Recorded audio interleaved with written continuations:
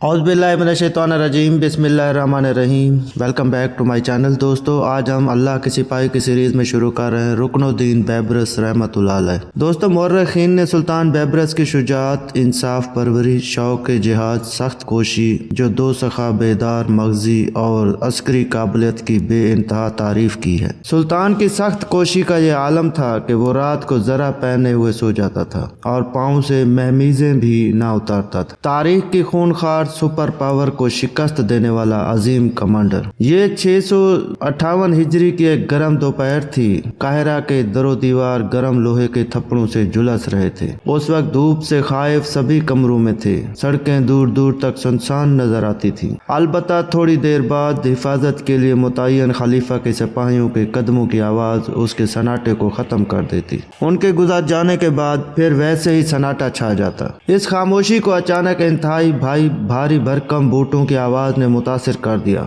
चौकन्ने सिपाही फौरन इस आवाज के ताक़ुब में भाग कर इधर आए। उनके सामने सफारती लिबास पहने दो शख्स खड़े थे। लंबे लंबे बाल, मैले जैकेट, कपड़े भी इंतहाई मैले, दांत मैल से पीले, चेहरों पर जुल्म और बर्बरियत का अक्स, अंदाज इंतहाई वहशियाना और चलने का अंदाज भी मुतकब्बिराना। ये लोग अपने हुलिये से पहचाने जा रहे थे कि ये तातारी हैं। वो तातारी जिनके जुल्म सितम से बचे खुचे लोग काहिरा में पनाह गुज़ीर थे। तातारी अब तक दुनिया के बेशतर हिस्से को अपने वहशीपन का निशाना बना चुके थे। मुसलमानों के मुल्कों से सिर्फ एक मिस्र ही उनकी दस्त बर्द से महफूज था, मगर तातारी सफीरों की आमद की खबर ने अहले काहिरा को भी झंझोड़ कर रख दिया। तातारियों के हाथों तबाह होने वाले इलाकों के बचे खुचे तबाह हाल मुसलमानों ने मिस्र को जाए पनाह समझते हुए वहां का रुख किया था। काहिरा के गली कूचे पनाह गुज़ीनों से भरे पड़े थे। उन पनाह गुज़ीनों ने तातारियों की दरिंदगी के मुजाहरे अपनी आंखों से देखे थे, इसलिए वो तातारियों से खौफजदा थे। उनकी जुबान से यही अल्फाज निकले थे,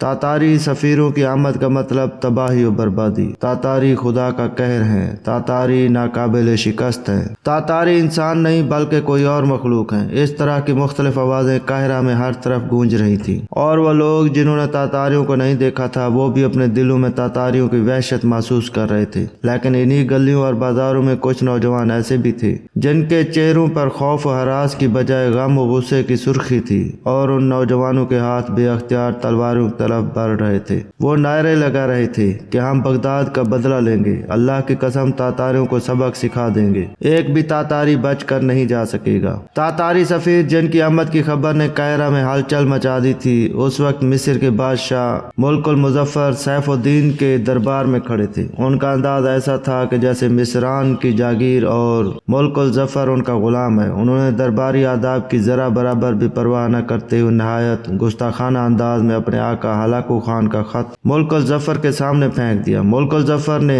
उनके इस गुस्ताखाना रवैये को निहायत तहम्मुल से बर्दाश्त करते हुए हलाकू खान का खत पढ़वा कर सुना। खत में लिखा था, ये इसका फरमान है जो सारी दुनिया का आका है, अपनी शहरी पनाहें खत्म कर दो और इताअत कबूल कर लो। अगर ऐसा करोगे तो तुम्हें अमन चैन से जिंदा रहने दिया जाएगा, वरना तुम्हारे साथ जो होगा उसे बुलंद बाला आसमान के सिवा कोई नहीं देख सकेगा। अभी दरबार में खामोशी तारी थी। चंद लम्हे बाद सुल्तान निहायत नर्म लहजे में एलचियों से यूं गोया हुआ, हलाकू का हमने कुछ नहीं बिगाड़ा, इसलिए उसे हम पर हमला करने से बाज रहना चाहिए। सुल्तान के जवाब से तातारियों के बिगड़े हुए चेहरे मजीद बिगड़ गए और वो निहायत बदतहजीबी से बोले, तुम निहायत खुदसर और जिद्दी हुक्मरान हो तो हमसे वाकिफ नहीं, वरना इनकार न करते। एलचियों का लहजा सुल्तान की बर्दाश्त से बाहर था। तुम एलची हो और एलची ही रहो, अपना लहजा दुरुस्त रखो और हमें सबक न पढ़ाओ। सुल्तान की आवाज में गुस्सा था। सुल्तान की बात सुनकर तातारी एलची गुस्सा से चिल्लाने लगे, तुम हमारी बात नहीं मानोगे,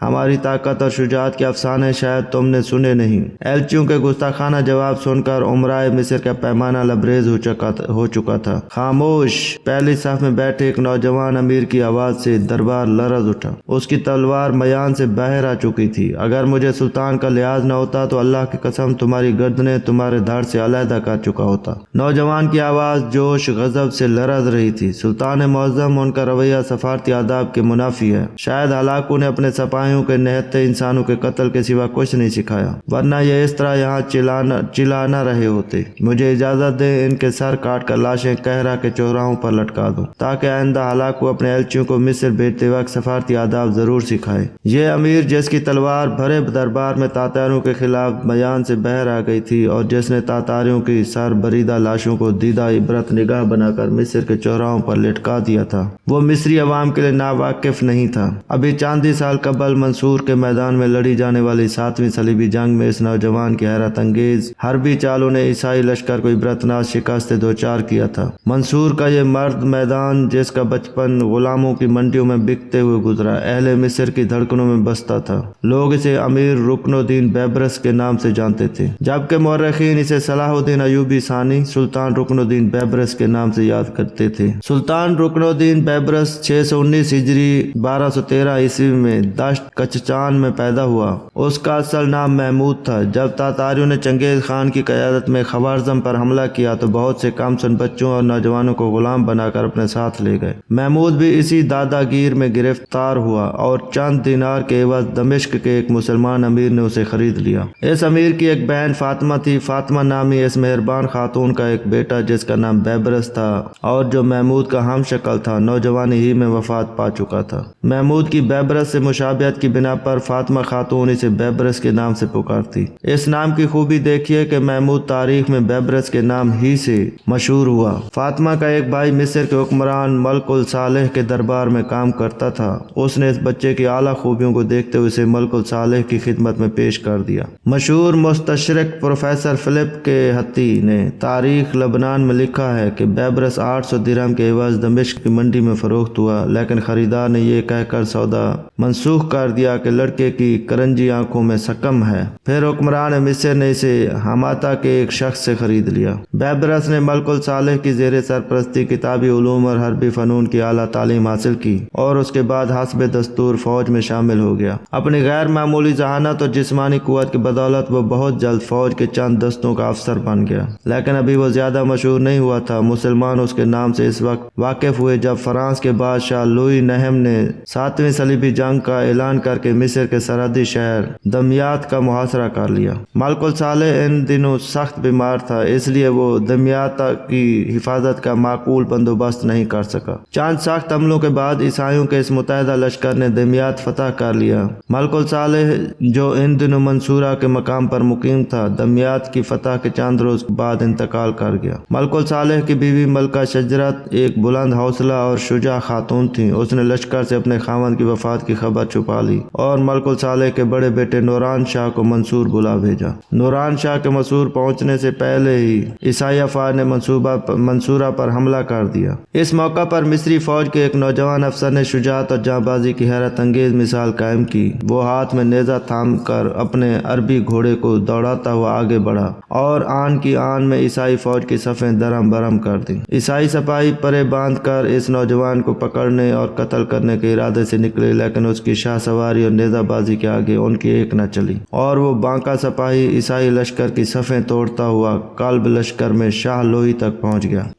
मगर लोही की किस्मत अच्छी थी कि शाम का अंधेरा उस वक्त तक छा चुका था, लिहाजा वो शाह सवार लोही के करीब से गुजरता हुआ किला में दाखिल हो गया। यह नौजवान मलकुल सालेह का गुलाम अमीर बैबरस बंद कदार था, जिसकी सपाहियाना यलगार ने ईसाई लश्कर पर लर्जा तारी कर दिया था। ईसाइयों में शिकस्त के आसार नमूदार हो चुके थे, मगर लोही की मौजूदगी ने उनमें लड़ने का हौसला बाकी रखा और उन्होंने मंसूरा के बाहर डेरे डाल दिए। इसी असना में नूरान शाह भी मंसूरा पहुंच गया। नूरान शाह के पहुंचते ही मलका शजरा ने मलकुल सालेह की मौत का ऐलान कर दिया और उमराए मिस्र ने नूरान शाह को मलकुल मुअज्जम का खिताब देकर तख्त पर बिठा दिया। दोस्तों, लोही ने जब महसूस किया कि खुले मैदान में मुसलमानों का पलड़ा भारी है तो उसने 2 मुहर्रम 648 हिजरी की शाम धबात की तरफ पसपा होने का फैसला कर लिया। कामयाब पसपाई के लिए उसने अपनी फौज के तजर्बाकार दस्तों को आगे बढ़ाया ताकि मुसलमानों को जंग जारी रखने का धोखा दे सके, लेकिन उसकी यह चाल अमीर बैबरस की निगाहों से पोशीदा न रह सकी। बैबरस ने सालाल लश्कर से इजाजत लेकर अपने दस्तों के साथ एक लंबा चक्कर काटा और ईसाई अफवाज के अक्कब में पहुंच गया। अक्कब में पहुंचकर बैबरस ने अपने सिपाहियों को 2 हिस्सों में तकसीम किया। एक हिस्सा भागते हुए ईसाई सिपाहियों को कत्लेआम करने लगा, जबकि बैबरस दूसरे हिस्से के साथ ईसाई लश्कर के कलब की तरफ बढ़ा जहां लोही फौजों की कमान कर रहा था। फ्रांस के नाइट अपने बादशाह को बचाने के लिए जान तोड़ कर लड़े, लेकिन बैबरस के जोरदार हमलों ने चंद ही लम्हों में उनकी जमीयत को तितर बितर कर दिया और शाह लोही ऐन मैदान जंग में बैबरस के हाथों गिरफ्तार हो गया। इस तरह 7वीं सलीबी जंग ईसाइयों की जिला तमीर शिकस्त पर खत्म हो गई। इस जंग में सलीबी मकतूलों, जख्मी और कैदियों की तादाद 50,000 के लगभग थी और माल गनीमत गनीमत का तो कोई हिसाब ही नहीं था। शाह लोई को एक मुअज़्ज़ज़ कैदी की हैसियत से मंसूरा के अमीर फखरुद्दीन बिन लुकमान के घर नजर बंद कर दिया गया। 1.5 माह की कैद के बाद जब शाह लोई एक खतर ज़र फिदिया और जंगी कैदियों की रिहाई के बाद वतन वापस रवाना हुआ तो 7वीं सलीबी जंग ने बैबरस को बाम उरूज पर पहुंचा दिया। उसकी शुजाअत के किस्से जुबान ज़द आम हो गए और लोग दिल से उस गुलाम की इज्जत करने लगे जिसकी शुजाअत और दिलावरी ने जंग का पासा मुसलमानों के हक में पलट दिया था।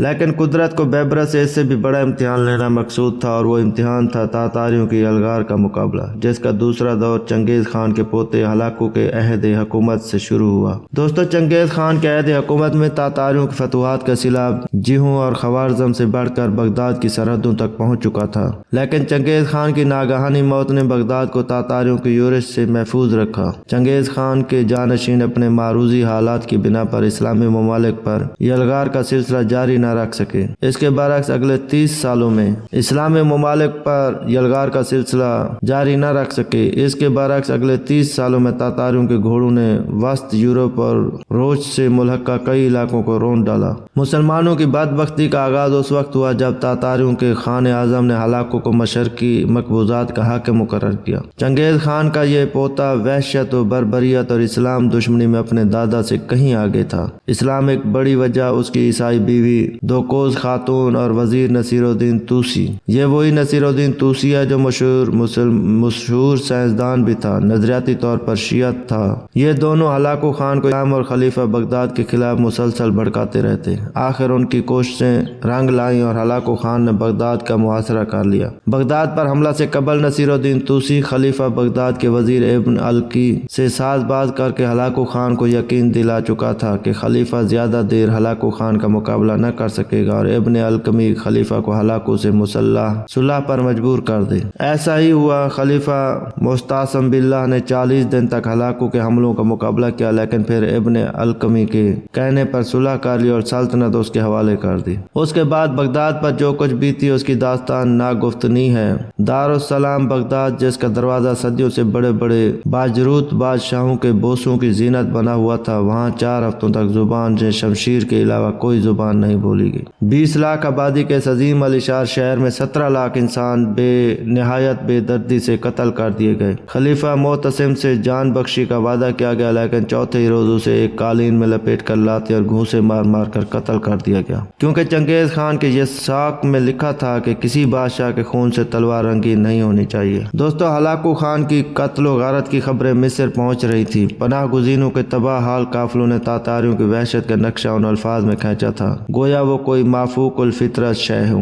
लिहाजा मिस्री मुसलमान भी खौफ हिरास और मायूसी की इस फिजा की लपेट में आ रहे थे जो कौमों की जिंदगी के लिए जहर हलाहिल से भी ज्यादा मोहलिक साबित होती है। खौफ और मायूसी की यही वो फजा थी जिसे देखते हुए अमीर बैबरस ने सुल्तान को तातारियों की लाशें मिस्र के चौराहों में लटकाने का मशवरा दिया था, ताकि मुसलमानों के दिलों से तातारियों का खौफ खत्म हो सके। और वाकई बैबरस का यह मशवरा साहिब और दुरुस्त साबित हुआ और मुसलमानों के दिलों से तातारियों की हैबत खत्म होने लगी। और फिर जब मुसलमानों को यह इल्म हुआ कि सुल्तान ने अमीर बैबरस को हलाकू खान से मुकाबले के लिए सालार मुकर्रर किया, तो मुसलमानों के दिल यकीन के जज्बों से मामूर होने लगे, क्योंकि लोगों को इस बांके जर्नेल और नडर सिपाही की शुजाअत पर भरोसा था जो तातारियों की ताकत के अफसाने सुन सर कह लगाया करता था और कहा करता था कि तातारियों के हमसे टकराने दो, फिर उनको पता चलेगा। बैबरस ने मिस्री अफवाज का सालार मुकर्रर होते ही तातारियों के खिलाफ ऐलान जिहाद कर दिया और मिस्र के हर तंदुरुस्त और बालिग मर्द पर फौजी खिदमत लाजमी करार दे दी और नहायत जोश व खरोश से जंगी तैयारों में लग गया।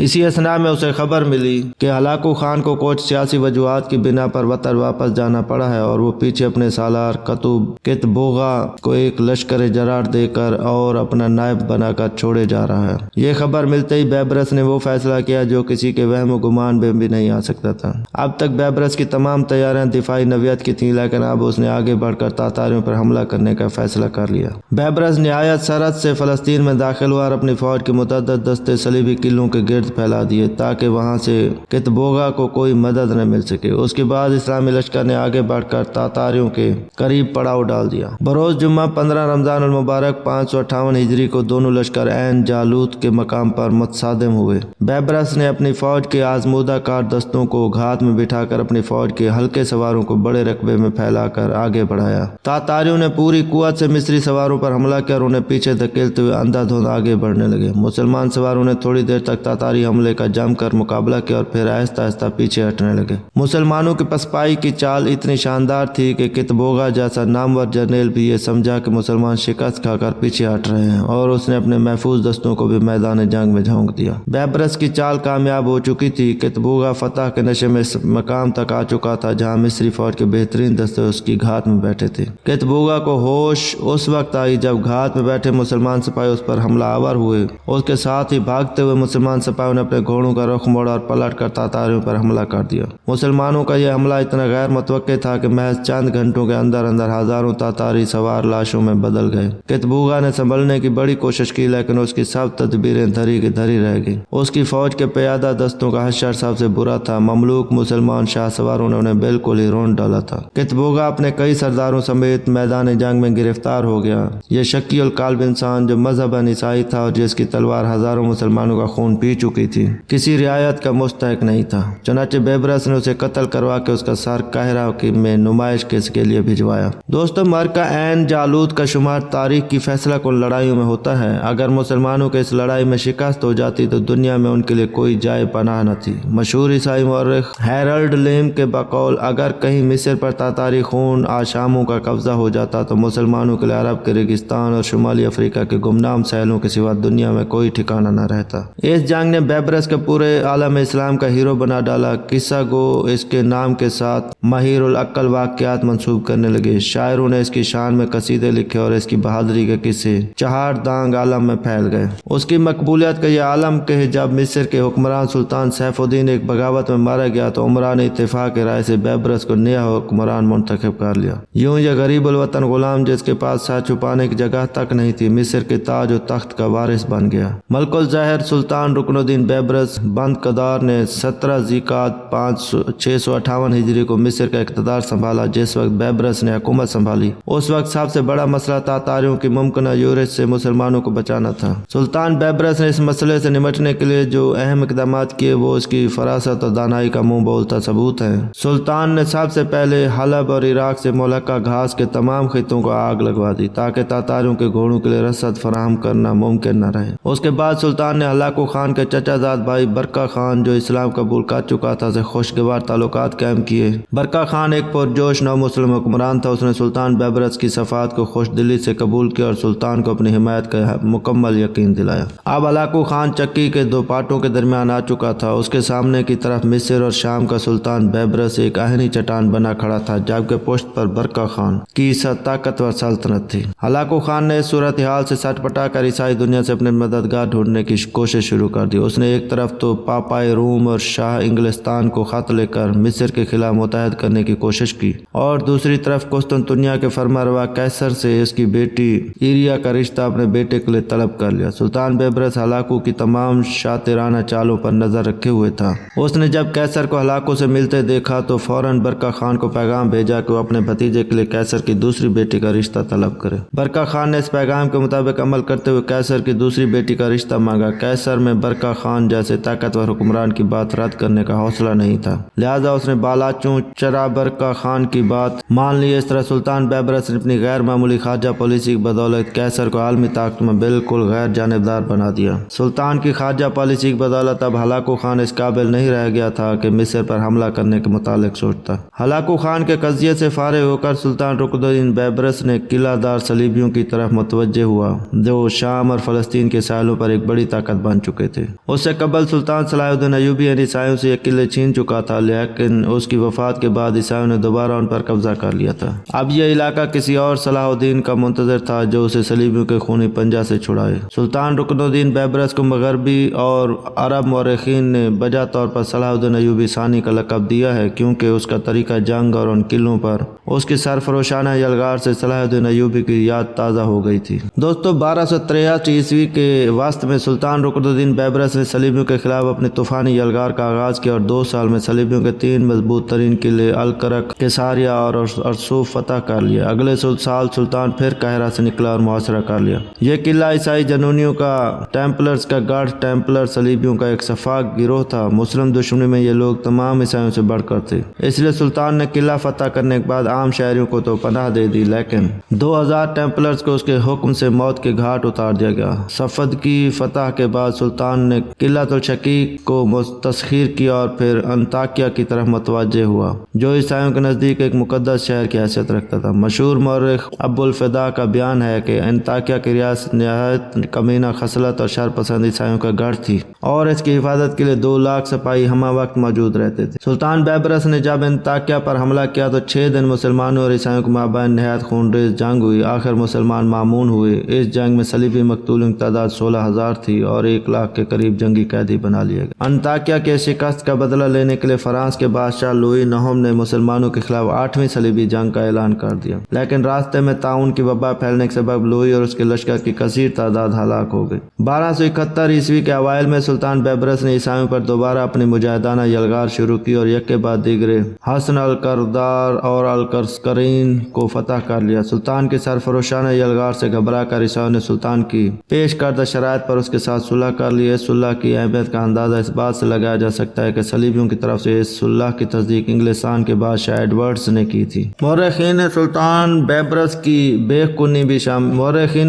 بیبرس کے چند جن کارناموں کا ذکر سنہری حروف میں کیا ہے، ان میں حسن بن صباح کے باطنی فرقے کی بیخ کنی بھی شامل ہے۔ گو کہ ہلاکو خان نے ان کے مرکز کو تباہ و برباد کر دیا تھا، لیکن اب بھی کچھ مضبوط قلعے جو شام سے ملک تھے ان باطنیوں کے قبضے میں تھے۔ مولانا سید ابو العلا مودودی نے اپنی کتاب سلاکہ میں لکھا ہے کہ باطنی فدائیوں کے شر سے مسلمان بہت متاثر ہوئے۔ ان ظالموں نے بلا تخصیص ہر مسلمان کو دھوکے سے قتل کرنا اپنی زندگی کا مقصد بنا رکھا تھا۔ انہوں نے مجاہد اعظم سلطان صلاح الدین ایوبی پر بھی بے شمار حملے کروائے، لیکن اللہ کو اس کی زندگی منظور تھی، اس لیے کوئی حملہ کارگر نہ ہو سکا۔ عالم اسلام کی بڑی بڑی نابغہ روزگار شخصیات اور باجرود کے حکمران ان کی سازشوں کا شکار ہو کر قتل ہوئے۔ یہی وجہ تھی کہ صلیبیوں سے مؤثر طور پر نمٹ کر سلطان نے 1273 میں باطنیوں کی طرف توجہ دی اور ان کے قلعوں کی اینٹ سے اینٹ بجا کر رکھ دی۔ جو لوگ امن کے طالب ہوئے انہیں امان دے کر مصر کے مختلف شہروں میں آباد کر دیا اور وہاں ان کو خاص نگرانی میں رکھ کر پرامن زندگی بسر کرنے کا عادی بنایا۔ اس طرح اس دہشت پسند گروہ کا ہمیشہ کے لیے خاتمہ ہو گیا۔ سلطان رکن الدین بیبرس کے کارناموں میں ایک زرعی کارنامہ خلافت کا آیا بھی تھا۔ ہلاکو خان کے ہاتھوں بغداد کی تباہی اور خلیفہ کے قتل سے مسلمان ایک روحانی خلا محسوس کر رہے تھے۔ سلطان رکن الدین کی نظر سے مسلمانوں میں پائی جانے والی بے چینی پوشیدہ نہیں تھی، چنانچہ اس نے ایک عباسی شہزادے کو جو سقوط بغداد کے بعد قید خانے میں تھا اور جنگ کے ہنگامے میں دوسرے قیدیوں کے ساتھ فرار ہونے میں کامیاب ہو گیا تھا کو ڈھونڈ نکالا اور علماء دین اور اکابرین مملکت کے مشورے سے اسے خلیفہ بنا کر اپنی سلطنت اعزازی طور پر اس کے سپرد کر دی۔ سلطان بیبرس کے بعد 300 سال تک مصر خلافت کا مرکز رہا، پھر خلافت کی یہ ذمہ داری ترکوں کو منتقل ہو گئی۔ 1285 میں سوڈان کے عیسائی بادشاہ ڈیوڈ نے سلطان بیبرس سے سرکشی اختیار کر کے اس کی فوج سے چھیڑ چھاڑ شروع کر دی۔ سلطان کو یہ خبر ملنے کی دیر تھی کہ وہ طوفان کی طرح سوڈان کی طرف بڑھا اور ایک زبردست جنگ کے بعد ڈیوڈ کو گرفتار کر لیا۔ سوڈان کی فتح کے بعد سلطان بیبرس بھی تاتاریوں کی طرف متوجہ ہوا اور ابلستین کے مقام پر تاتاریوں کو عبرتناک شکست سے دوچار کیا۔ اس کے بعد تاتاریوں کو